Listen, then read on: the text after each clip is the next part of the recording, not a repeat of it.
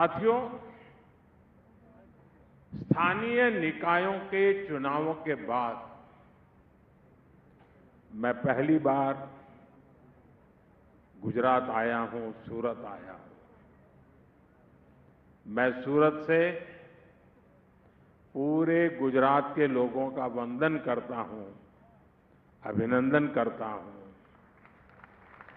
साथियों, 2.5 दशक से अधिक का समय हो गया है। आप हम सभी को, भाजपा को निरंतर अपना आशीर्वाद दे रहे हैं और समय के साथ ये आशीर्वाद बढ़ता ही जा रहा है।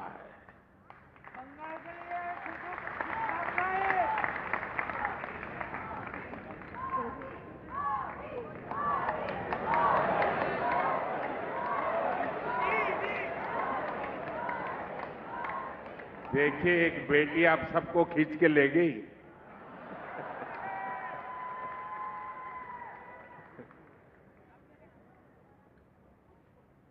हाल ही में जिला परिषद, तहसील परिषद, नगर पालिका और महानगर पालिका के चुनाव हुए। इनमें गुजरात के लोगों ने भाजपा को इतना समर्थन दिया कि पुराने सारे रिकॉर्ड टूट गए।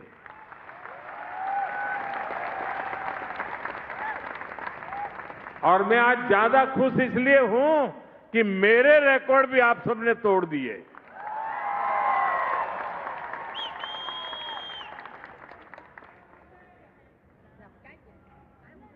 मैं राजनीति में बहुत देर से आया था, शायद 87 में मैं पॉलिटिक्स में आया और उसके बाद पहला चुनाव था सूरत, अहमदाबाद कॉरपोरेशन वगैरह का। और उस पहले चुनाव में हमने भारी विजय प्राप्त किया और तब से लेकर आज तक ये विजय की यात्रा चल ही रही है।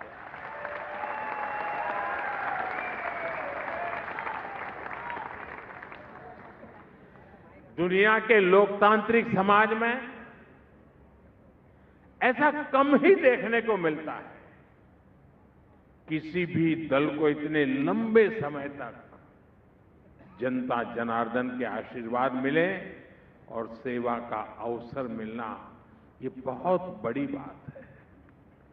साथियों, यहां सूरत और नवसारी के अनेक चुने हुए जनप्रतिनिधि भी आए हुए हैं। मैं आप सभी को भी बहुत बहुत शुभकामनाएं देता हूं।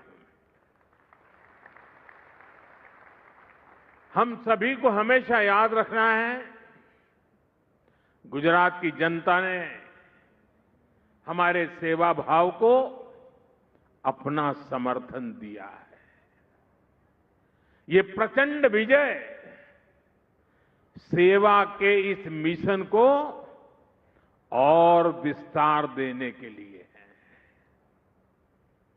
हम सभी को अब और भी अधिक परिश्रम करना है। हमारा संकल्प विकसित गुजरात, विकसित भारत, इस संकल्प को सिद्ध करना सेवा के भाव से समर्पित होकर के करना है। जब मैं कहता हूं सूरत एक शहर नहीं, सूरत एक स्पिरिट है, इसके पीछे मेरा कन्विक्शन है। आप कल्पना कर सकते पूरे हिंदुस्तान में जो शहर लगातार स्वच्छता के अवार्ड प्राप्त करता हो, स्वाभाविक उसको मन कर जाएगा, यार बहुत हो गया, इतने अवार्ड ले लिए, अब क्या करना है। लेकिन सूरत ऐसा नहीं कर रहा है।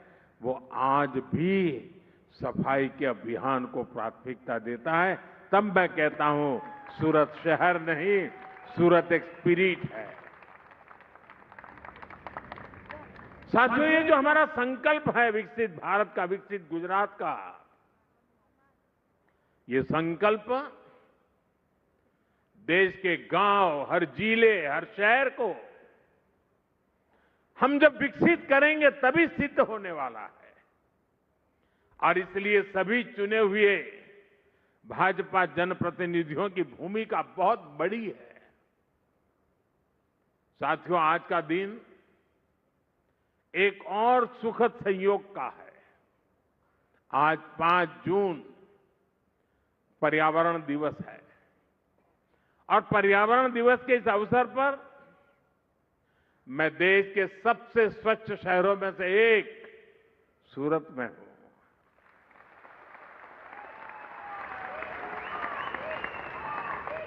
और ये कितना बड़ा गर्व का विषय है कि यही सूरत है जो कभी प्लेग जैसी महामारी से प्रभावित था और आज स्वच्छता के लिए पहचाना जाता रहा है।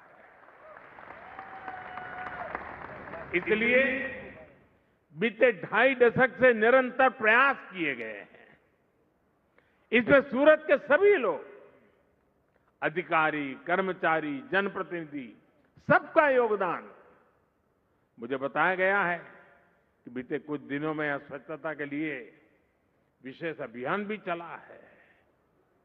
मैं आप सभी सूरत के वासियों को, आपने देसी भाषा में सुरतियों ने, मारा वाला सुरतियों ने खूब खूब अभिनंदन।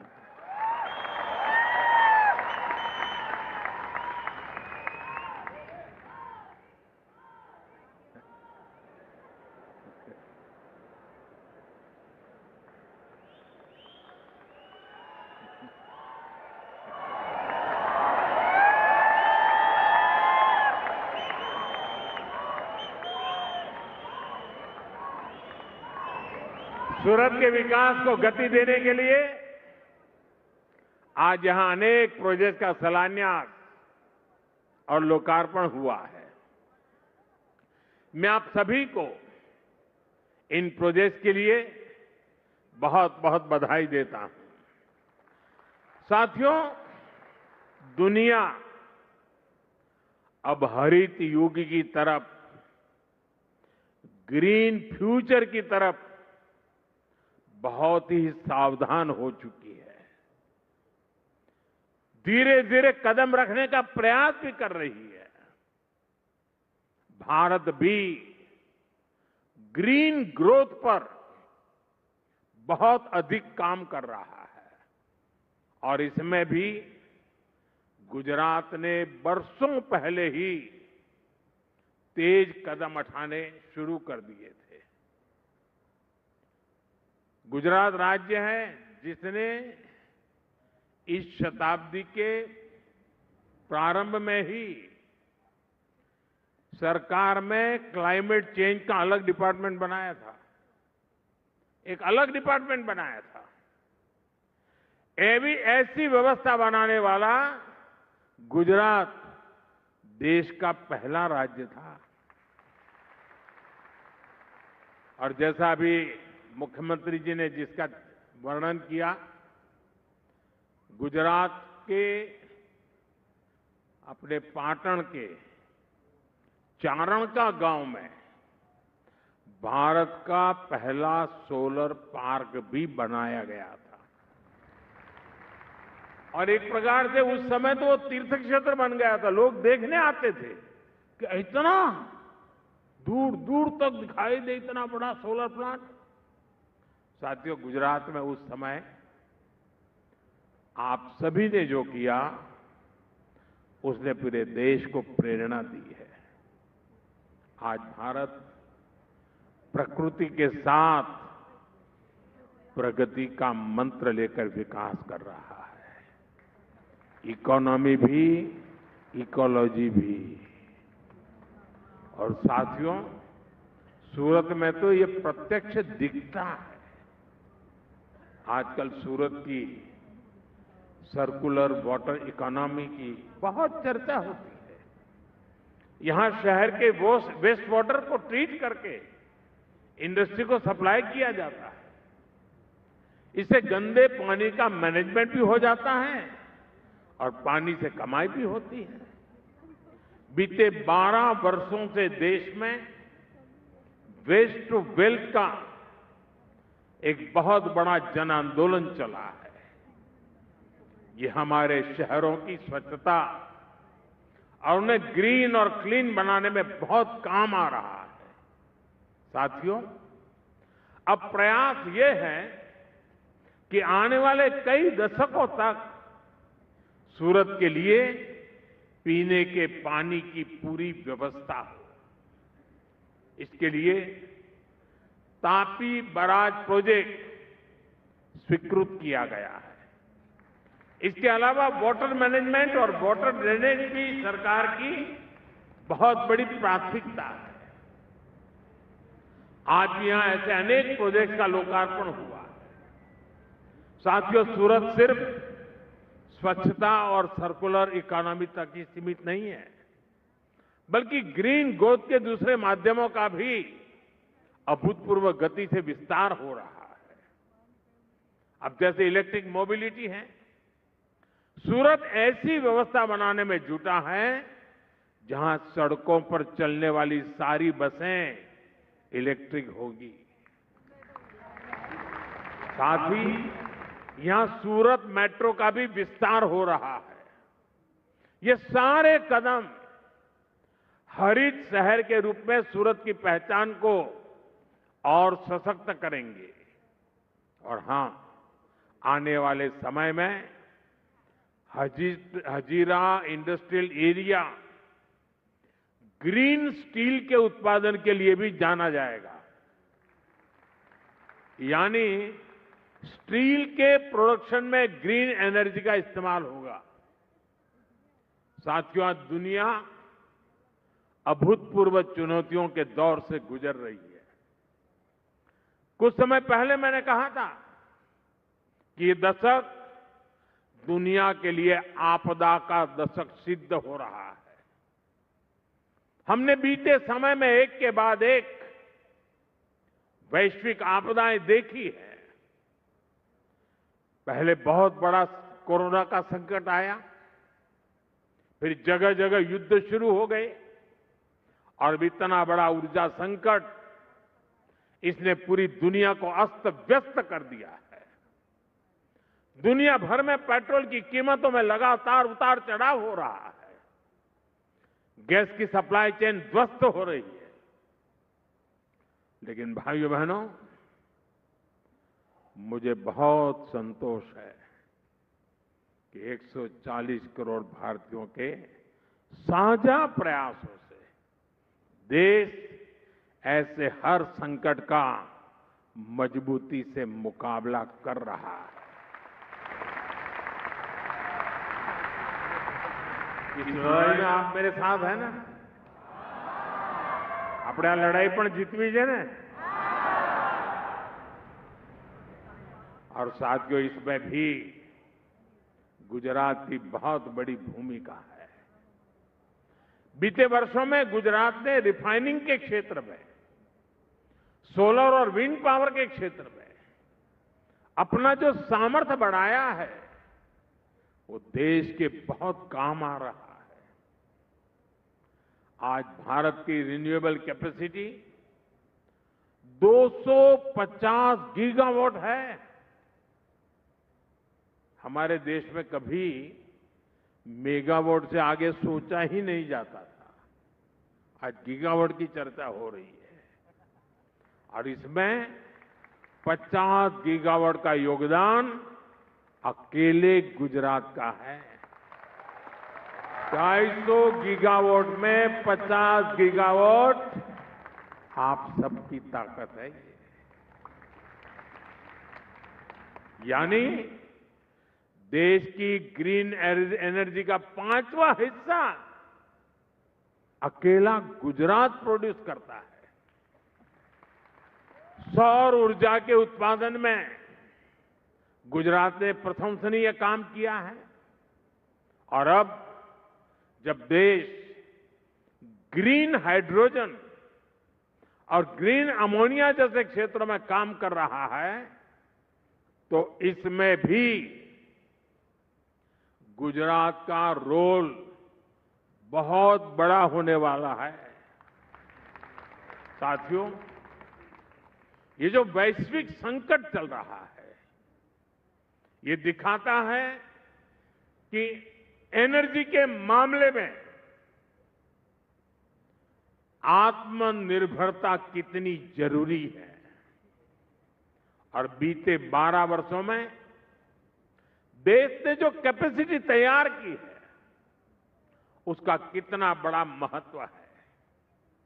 एक तरफ हमने दुनिया के अलग अलग हिस्सों से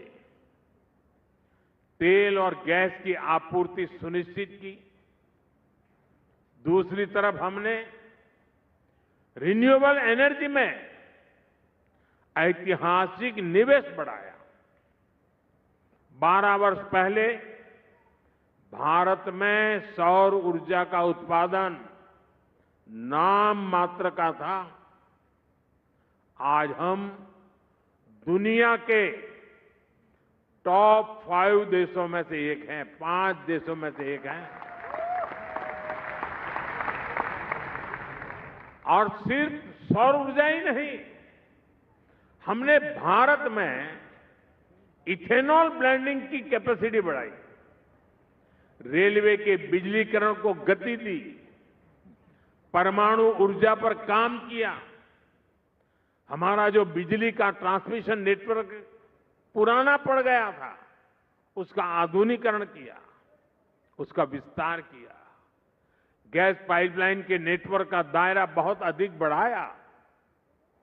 हमारे जो पोर्ट है, उनकी कैपेसिटी बढ़ाई, ताकि वहां ज्यादा से ज्यादा पेट्रोलियम प्रोडक्ट पहुंच सके और जहां संभव हो वह स्टोर भी हो सके।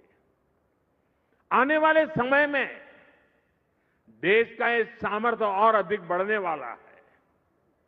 इस दिशा में हमारी सरकार के प्रयास लगातार जारी है।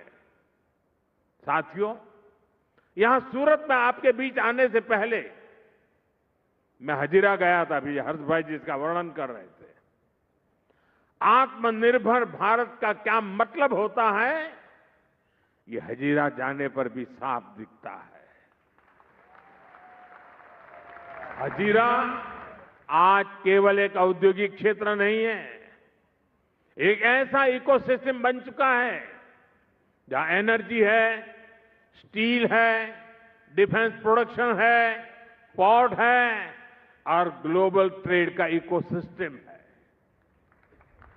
हजीरा देश के एक बड़े मैरीटाइम इंडस्ट्रियल हब के रूप में विकसित हो रहा है। आत्मनिर्भर भारत के एक बड़े सेंटर के रूप में उभर रहा है। लेकिन साथियों, आज देश में कुछ निराशावादी लोग हैं जो आत्मनिर्भर भारत अभियान का मजाक उड़ाते रहते हैं। देश के इस संकल्प को वो लगातार नीचा ही दिखाते हैं। ये वो लोग हैं जिन्होंने हमेशा भारत को दूसरे देशों पर निर्भर रखा। वो लोग ये भूल जाते हैं कि दूसरों पर निर्भर देश विकास की वो ऊंचाई कभी प्राप्त नहीं कर सकता जिसका वो हकदार है।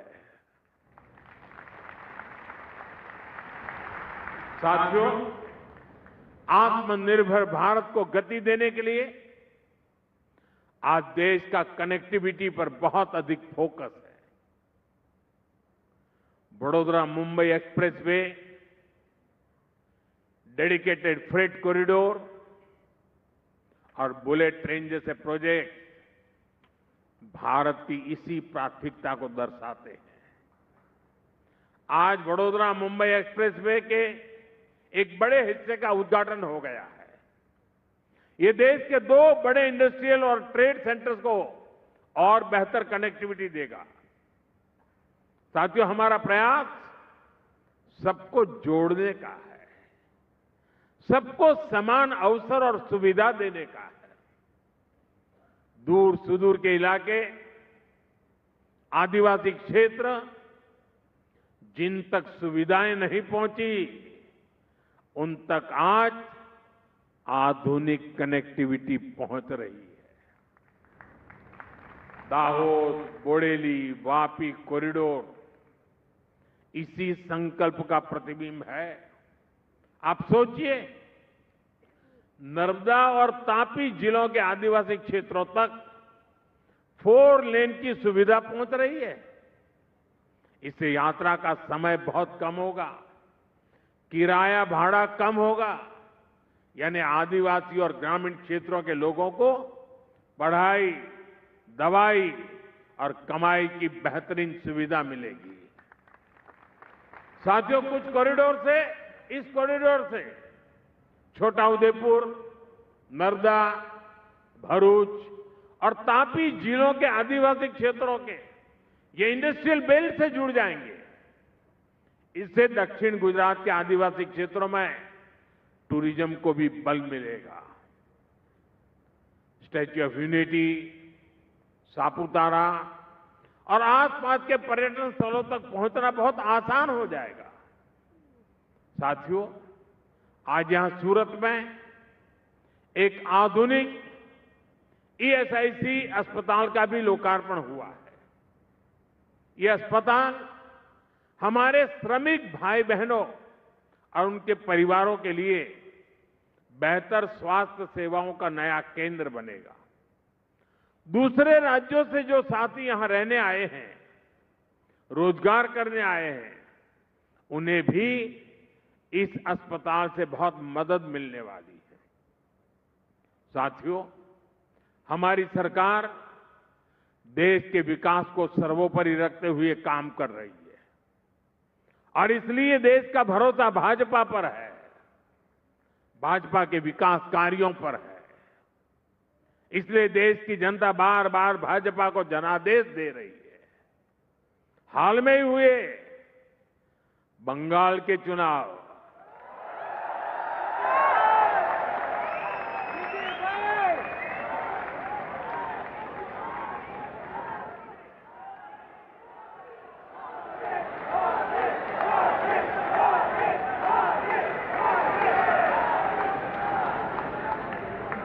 आपको लगता होगा कि मैं बंगाल बोल दिया, एकदम से यहां ऊर्जा आ गई। लेकिन मेरा अनुभव था, मैं पिछले दिनों 5 देशों की यात्रा पर था, वहां भी बंगाल बंगाल चल रहा था।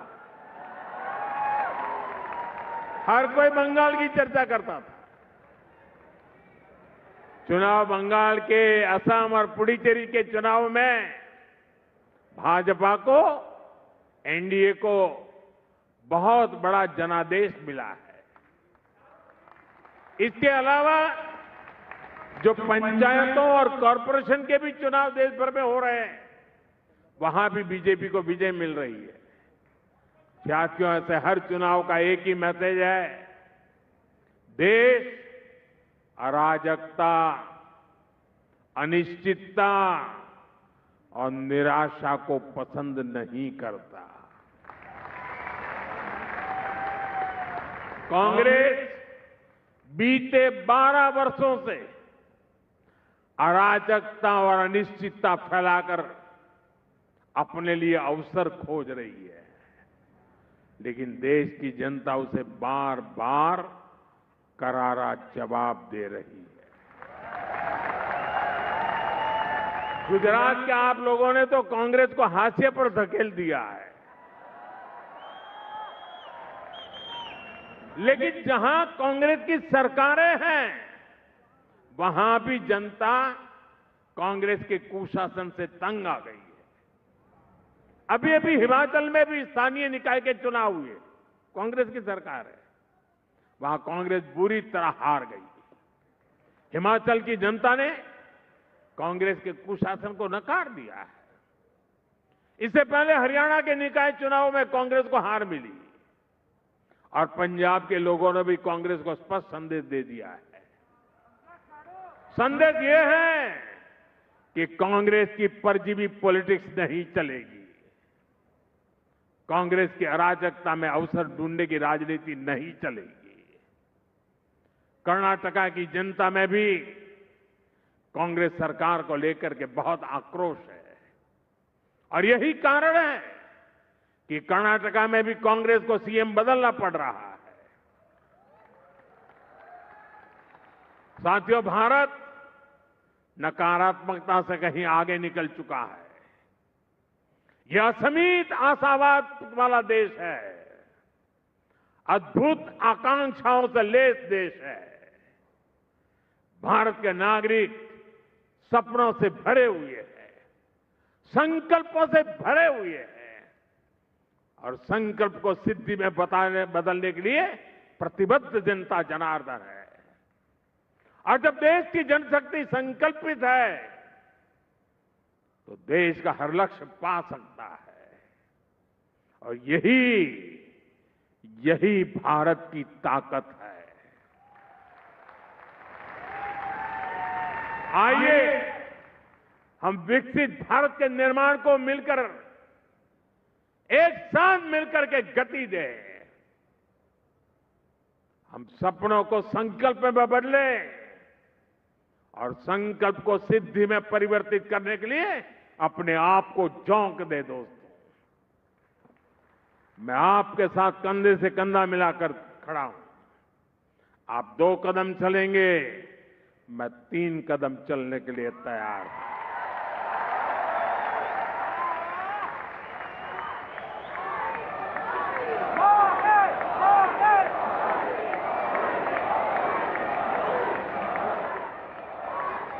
रुकना और थकना